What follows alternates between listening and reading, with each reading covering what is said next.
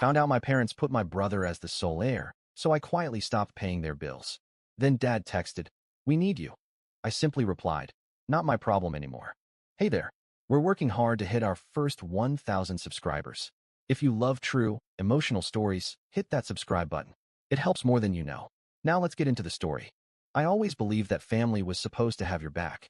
That no matter what happened, no matter how messy things got, you could count on them when everything else fell apart. That was before I learned the hard way that in my family, loyalty was a one-way street. It all started when my Uncle Rick got a little too drunk at Derek's birthday dinner. Derek, my older brother, golden child, walking embodiment of he can do no wrong. My parents always acted like we were a team, like we were equals.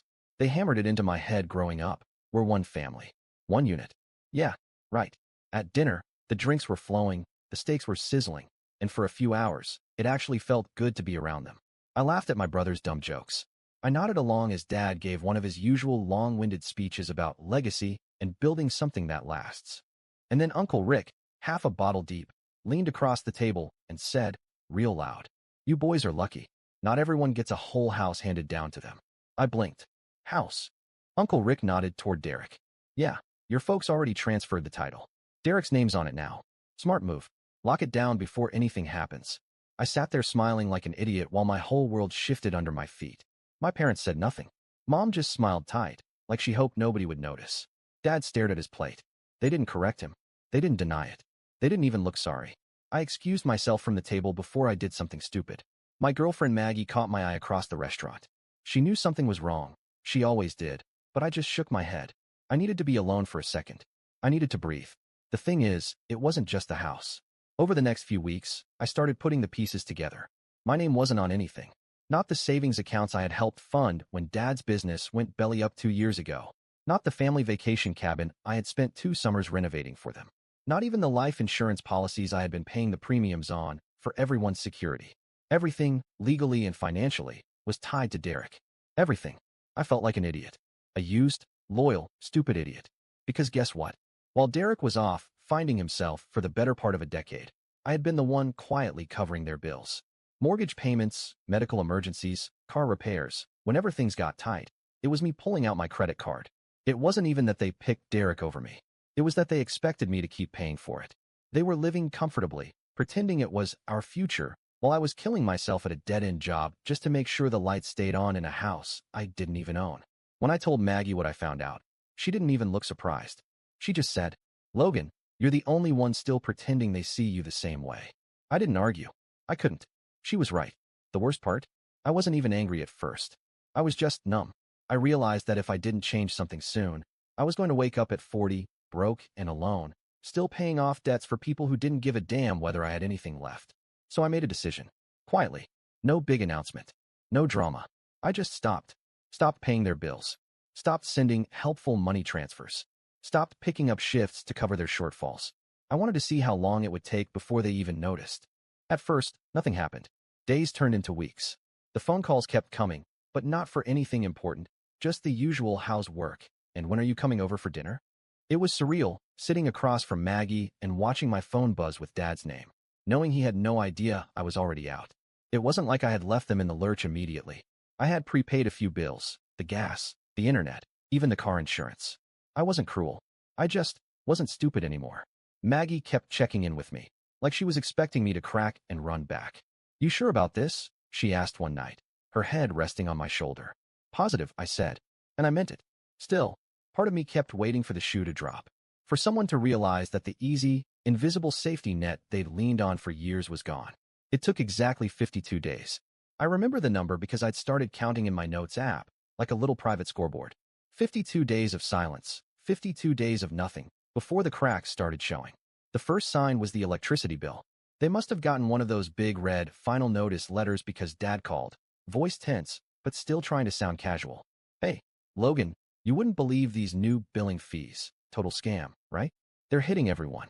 Think you could spot us for the next couple months until it levels out?" He said it like he was doing me a favor, like letting me help them was some kind of gift. I smiled to myself and said I'd check my budget. Then I hung up and did absolutely nothing. The second sign was Mom texting me at midnight about the glitch at the insurance office. Apparently, the car insurance had been canceled for non-payment. She didn't ask outright for money. Oh no, Not her style. She just dropped hints, like little breadcrumbs I was supposed to follow. I didn't follow. And finally, the house. The glorious, already signed over to Derek House. I drove by one evening, not to snoop, just to satisfy some dark, masochistic curiosity, and saw the for sale by owner sign slapped in the front yard. I laughed so hard I had to pull over. The next time I talked to Maggie about it, I told her everything, every stupid, petty detail. I spent $9,400 last year helping them save the family home, I said, showing her the spreadsheet I'd made. $9,400 I'll never see again. And for what? A house I don't even get to visit anymore without an appointment. Maggie was quiet for a second, then she said the thing I hadn't dared let myself believe. Maybe they always knew you wouldn't fight back. It hit me harder than I expected. I wasn't just the safety net. I was the plan. Around this time, Derek started popping up more often, too. Not at my place. He was too proud for that. But through text messages and awkward calls. Hey, bro, you know how it is, rough patch right now. Mom and Dad are just stressed. You should come around more. Bring some good vibes, you know. Good vibes. Right. The man who partied through 2 jobs, wrecked 2 cars, and still somehow got to be the heir, wanted me to bring good vibes to the family funeral he helped create. I didn't answer. Not the first time. Not the second. Not even when he called me 3 times in a row at 1 a.m. and left a rambling voicemail about how things aren't the same without you, man. Of course they weren't the same. For the first time in their lives, they were standing on their own feet. And they hated it. I thought they'd eventually figure things out. Sell a few things. Downsize. Get a loan if they had to. But no. They dug in instead, like they could just will the universe back into letting them live comfortably. With me footing the bill, of course. The for sale sign disappeared after a few weeks. Word got around through mutual friends that they couldn't find a buyer. Too much deferred maintenance, too many little hidden problems. Problems I used to fix quietly before they even noticed. Now, the roof leaked. The heating was shot. The backyard was a jungle. One night, Derek showed up at my door. No call. No warning. Just a knock at 8:30 p.m. while Maggie and I were halfway through a movie. I opened the door, and there he was, standing in the hallway looking like a kid who lost his mom at the grocery store. Logan, bro, can we talk? Maggie squeezed my hand gently and went to the kitchen, giving us space. I let him in, even though every bone in my body told me not to. He launched straight into the sob story. How Dad's old clients weren't paying their invoices. How Mom's side hustle wasn't covering the bills anymore. How the bank was screwing them by demanding full mortgage payments instead of working with them. It's just a rough patch, he said. Temporary, man. If you could just float them for a little while longer, we'll get it all sorted. Mom and Dad still love you, you know that, right? Your family. I stared at him. Really stared. This man, this 30-year-old man-child, had been handed the keys to the kingdom. The house. The savings. The respect. And now he wanted me to come clean up the mess he helped create? I leaned back and crossed my arms. How much do you need? I asked. He brightened instantly. Not much, man. A few thousand. Just to buy some time. A few thousand, I repeated. After all the other few thousands I already gave. He laughed awkwardly, scratching the back of his neck. Come on, bro. That's different. This is serious. It was serious then, too, I said quietly. I could see it, the realization flickering behind his eyes. That I wasn't the same doormat I used to be. That maybe, just maybe, Logan wasn't going to bail them out this time. He tried switching tactics. Look, they didn't mean to hurt you, man. It's just, you know how it is. You're solid. Reliable. They thought you'd always be around. And because of that, I said, voice sharp, they decided I didn't need anything back. Derek's mouth opened, then closed again. He had no argument because deep down, he knew I was right. I stood up and opened the door. I think you should go. He looked genuinely stunned, like it hadn't even crossed his mind that I might say no. Logan, please. Just think about it, okay? I'm begging you, man. I didn't say a word. Just held the door open and stared at him until he finally slunk out into the night. Maggie came back from the kitchen as I locked the door behind him. Proud of you, she said simply, wrapping her arms around me. I rested my forehead against hers and whispered, took me long enough. A week later, the utilities got shut off. First the water, then the electricity, then the internet. They must have been scrambling because the next thing I knew, Dad was calling me at work, leaving a frantic voicemail about ungratefulness and family duty. I didn't answer. I didn't call back. I was done. I knew they'd come up with something worse than guilt-tripping eventually. And sure enough, it came disguised as a family meeting. Dad texted me on a random Tuesday afternoon. Come over. We need to talk. It's important. I stared at the screen, thumb hovering over the keyboard. Maggie peered over my shoulder and raised an eyebrow. You gonna go? I didn't want to. Every instinct in me said it was a trap. But another, smaller voice, the old voice, the dutiful son, whispered that maybe I owed it to myself to hear whatever half-baked lie they were cooking up. So I went. The house looked rough. The porch light was burned out. The grass was knee-high. The siding was starting to peel. Inside, it smelled like dust and stale coffee. Mom sat stiffly on the couch, wringing her hands. Dad stood by the window, arms crossed like a disappointed principal. Derek lounged in a chair, trying to look casual but twitching with nerves. Nobody offered me a drink. Nobody even said hello. Dad cleared his throat. "We've been thinking," he started, like it was some grand royal decree. "And we realize maybe we should have communicated better." I bit back a laugh. Communicated better? They hadn't communicated anything until Uncle Rick drunkenly blew the whistle. Mom jumped in, her voice high and brittle. "It's not that we love Derek more. It's just, he needs more help. He's fragile." Derek didn't even blink at that. No embarrassment. No shame. Dad nodded like it made perfect sense. "And you're strong, Logan. You've always been the one we could count on." There it was again. Strength as punishment. Reliability as a leash. I stayed silent long enough for Dad to get to the real point. "We want to move forward," he said. "We think it's fair if you keep helping out, just until Derek can get his feet under him." "And after that?" I asked. My voice was calm. I think that scared them more than if I'd yelled. Dad shifted awkwardly. "After that, we'll see." Translation. After that, they'd string me along again. After that, they'd find new reasons. After that, they'd still expect me to sacrifice while Derek lived rent-free in every sense of the word. I looked at each of them in turn. Mom's watery eyes. Dad's tight jaw. Derek's blank, expectant face. And for the first time, I felt nothing. No anger. No sadness. No guilt. Just cold, clear certainty. "No," I said. The silence was deafening. Mom gasped softly like I'd slapped her. Dad's face turned a dangerous shade of red. "Logan, don't be dramatic," he barked. "I'm not." I stood up. "You made your choices. Now you live with them." Derek sputtered. "Bro, you're seriously gonna leave us hanging like this? After everything we've done for you?" That broke me. I laughed. A short, sharp sound that didn't even sound like me. "Everything you've done for me? Like handing my inheritance to you behind my back? Like lying to me for years? Like letting me drown in debt to pay for your mistakes?" No one answered. There was nothing left to say. I walked to the door, paused with my hand on the knob. "You need help?" I said quietly. "But it's not the kind I can give." Then I left, shutting the door behind me for good. The text came later that night. 2:14 a.m. From Dad. "We need you." No hello. No apology. No acknowledgement of anything that had happened. Just 3 desperate words. I stared at the screen for a long time. Then I typed back. "Not my problem anymore." And I turned my phone off. The crazy thing? After I sent that text, after I finally drew that hard, immovable line, I felt lighter than I had in years. Not instantly. Not like some movie where the music swells and everything is fixed. But the pressure, the gnawing guilt, the constant feeling that I was somehow failing people who didn't even appreciate me, it started to lift. Slowly, steadily, like a weight sliding off my chest, one brick at a time. Of course, my parents didn't take the hint. At least, not right away. The next few weeks were a mess of calls, texts, even letters, actual handwritten letters like it was 1,950, alternating between anger, guilt-tripping, and full-blown pity parties. "How could you abandon your family? We sacrificed so much for you. You're not the son we raised." Each message chipped away at the little sympathy I had left. Maggie and I talked about it a lot during those nights, sprawled across the couch with takeout containers scattered around us like trophies. "You don't owe them anything," she said once, tapping her chopsticks against her takeout box for emphasis. "Families that love you don't build you just to bleed you dry." She was right. I hadn't left them.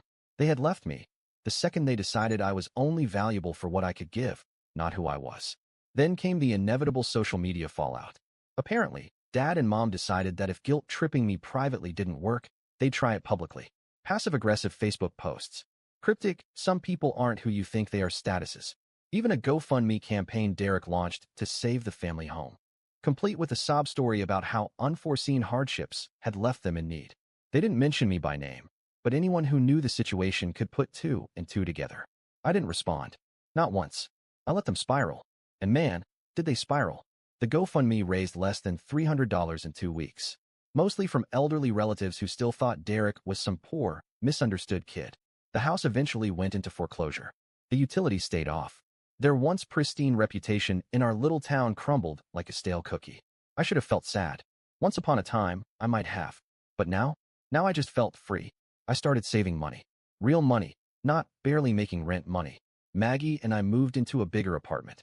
I picked up certifications for my job that led to a fat promotion 6 months later. We even started planning a real future. Vacations, maybe buying our own place. Dreams that once felt like fairy tales because I was too busy carrying other people's burdens. Life, in short, got better. Way better. Then, because life has a twisted sense of humor, Derek showed up again. Not in person this time. Through a Facebook message. Bro, I get it now. You were right. They used us both. I'm trying to get out. I want to fix things between us. Let's grab a beer sometime. I stared at that message for a long, long time. Maybe he really had changed. Maybe he was just desperate again. Maybe both. But here's the thing. Forgiveness doesn't mean forgetting. Forgiveness doesn't mean volunteering to be hurt twice. I didn't block him. I didn't cuss him out. I didn't even respond. I just closed the app, put my phone down, and went back to laughing with Maggie over dinner. Because I finally understood something they never taught me growing up. You can't build your life on people who only show up with empty hands and hungry mouths. You build it with the people who bring their own bricks. It's funny. If you had told me a year ago that walking away would add to my life instead of shrinking it, I wouldn't have believed you. I thought cutting them off would leave a gaping hole. I thought I'd wake up every day wondering if I made a mistake. But what actually happened? I woke up lighter. I had time. I had peace. I had energy to put into the things and the people that actually gave something back. Mom eventually sent one final letter. A real, physical letter in her delicate, careful handwriting. No guilt trips this time. No demands. Just a few paragraphs about how she missed me, how things hadn't turned out the way she hoped, how she wished I would come back before it's too late. I sat with that letter for a long time. I turned it over in my hands, tracing the ink, the creases, the smudges where she must have cried. And for a moment, I almost let the old instincts pull me back. Almost. But then Maggie came home, tossing her keys in the bowl by the door, humming some random song under her breath. She smiled when she saw me. That big, easy smile she gave only to me, and I remembered exactly why I wasn't going back. I folded the letter carefully, placed it back in the envelope, and tucked it into a drawer. Not to forget, not to punish, just to close the chapter. Some wounds don't need salt poured into them every day. Some just need time and distance to heal. A few weeks later, I got a promotion at work. Big one. Corner office, 6-figure salary, handshake from the CEO, kind of big. Maggie surprised me with a dinner reservation at the fancy rooftop restaurant downtown. The kind of place where they fold your napkin for you and call you sir, like you're royalty. Halfway through the meal, she raised her glass and said, "To leaving dead things behind." We clinked glasses, and I realized she wasn't just talking about my parents. She was talking about every version of me that had ever felt not enough. Every part of me that had bent over backward for scraps of love and called it loyalty. Later that night, on the drive home, I asked her, "You think they'll ever realize what they lost?" Maggie thought about it for a second, then shrugged. "Maybe," she said. "But by the time they do, you'll be so far ahead, it won't even matter anymore." I smiled. Because for the first time in my life, I believed it. I don't check their Facebook pages anymore. I don't ask around for updates. Last I heard, Derek moved to another town, chasing another half-baked dream. Mom and Dad rent a small condo now, scraping by on part-time jobs and bitterness. But that's not my story anymore. It's just background noise. My story is here. With Maggie. With real friends. With my own house, bought and paid for by me. With no strings, no secret deeds, no golden children lurking in the shadows. Sometimes I sit out on the back deck, coffee in hand, and watch the sunrise. It hits different when you know you earned it yourself. When you know you don't owe anyone your breath, your money, your future. When you know that walking away wasn't giving up, it was growing up. And that's the story. If you're still here, that means you're one of us. So go ahead, hit that subscribe button. I drop new chaos every single day, and trust me, tomorrow's story, it's even worse than this one.